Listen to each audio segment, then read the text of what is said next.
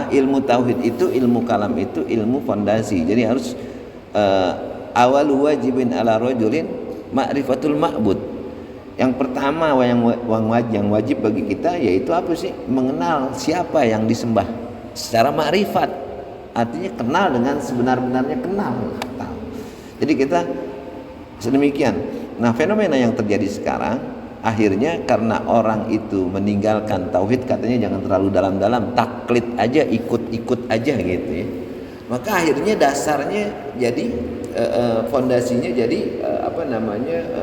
goyah gampang. Ya, fenomena yang terjadi sekarang ini bagaimana kita diombang-ambing, dipecah belah, yang ini begini, yang ini begini. Nah, ilmu tauhid bukan berarti menafikan ilmu-ilmu yang lain ya. Jadi penting nggak ilmu yang lain? Penting, semua ilmu agama penting. Ya ada ilmu fikihnya, ada ilmu tasawufnya, semuanya penting.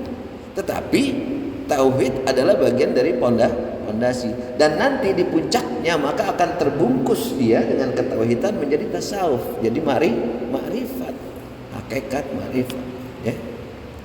Nah, itu ada manzilah, ada torekohnya, ada perjalanannya, ada prosesnya. Makanya saya sangat pesan-pesan sekali, tauhid itu penting. Jadi bagaimana kita sholat? Kenapa kita sholat? Karena ada yang wajib disembah. Bagaimana tata caranya sholat? Ya fikih. Maka laksana uang keping ya, atas bawah, iman sama Islam. Nah, kualitasnya adalah dari apa uang itu dibuat. Jadi nilainya berapa? Nah, itu namanya nilai intrinsik, itu namanya ihsan. Makanya iman, Islam, ihsan itu ya. Kita bicarain itu. Nah, maka saya kepengen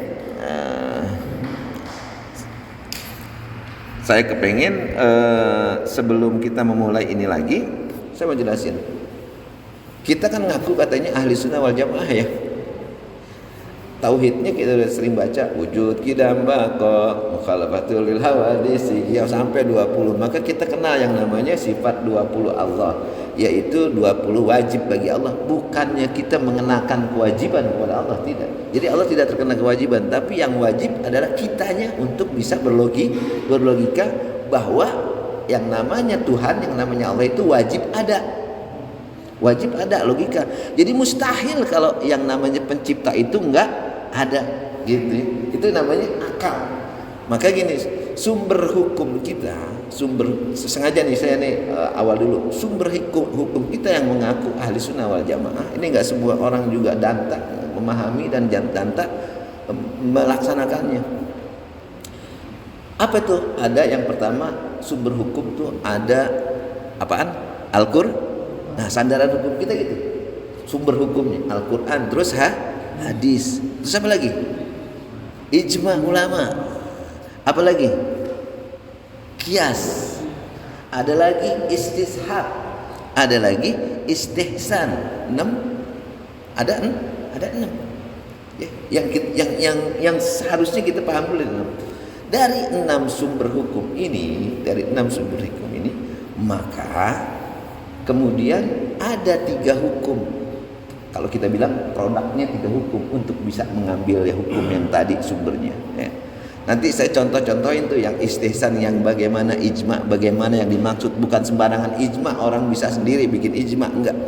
Ijma ulama itu ijma arba'atul mujtahidin ya. Ijma ulama 4 mazhab itu ijma.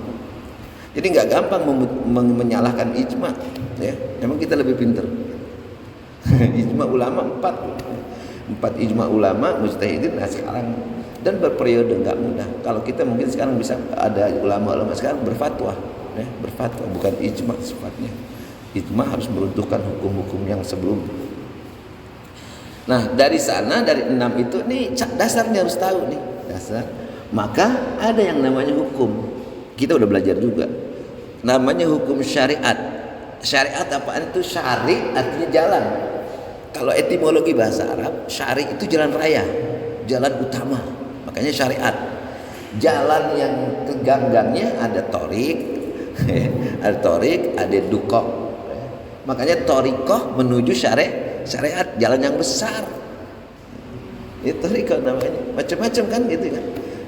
Torik itu jalan yang nomor sekiannya gitu. Ada gangnya, MHT kayak gitu, dekok. Maka ada kita namanya nusuk, ada namanya suluk. Ya, suluk. Nah, kita nih suluknya apa torekohnya nih? Suluk itu lebih dalam lagi, suluk. Salik, makanya man salaka torikon. Nah, salaka siapa orang yang berjalan. Hadisnya kita salaka itu artinya jalan juga. Ya, tapi khusus jalannya untuk ilmu. Man salaka torikon yaltamisu ilman salakallahu torikon ilal jannah. Dimudahin atau dikasih jalan menuju jalan surga. Itu tadi berapa ada 6 sumber hukum kita ya. Maka timbullah para kita yang akhirnya mengambil itu min Rasulullah sallallahu alaihi wasallam. Jadi itu ada hukum yang mutlak namanya syariat. Maka dari syariat itu ada golongannya, hukum yang azimah, hukum yang minal